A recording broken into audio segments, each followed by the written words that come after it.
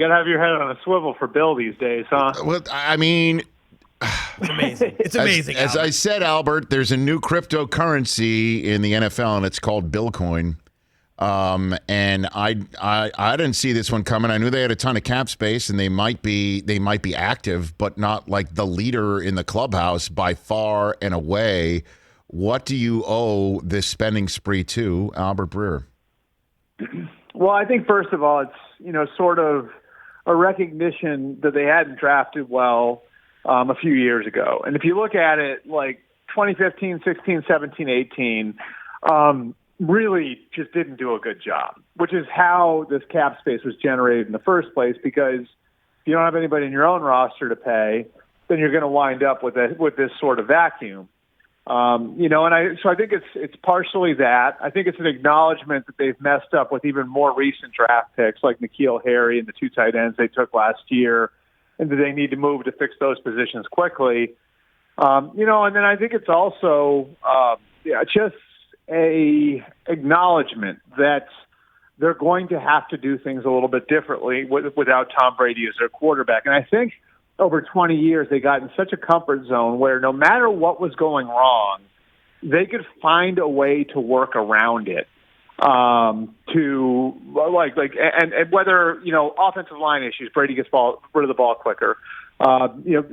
Receivers who can't separate, he's going to be a little bit more accurate. Defense that can't play, well, we're cool getting into shootouts because we have 12. All of that, I think there's like an acknowledgement that now they have to build a little bit differently, and they have to be a little bit more aggressive, and they don't have the crutch of Brady anymore. And so, I think there was, in a lot of ways, a reckoning in 2020. I think a lot of things that maybe they believed to be true wound up being a little bit more rickety than they would have expected they'd be.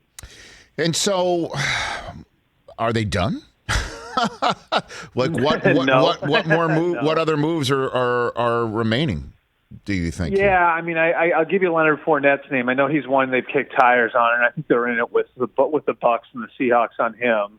And then I think the obvious thing that's sort of kind of hovering over everything is the quarterback, and I don't think they're done at quarterback. Now, I can't tell you whether or not that's going to be a veteran or a draft pick. I think they'll take someone in the draft regardless at some point. The question is where.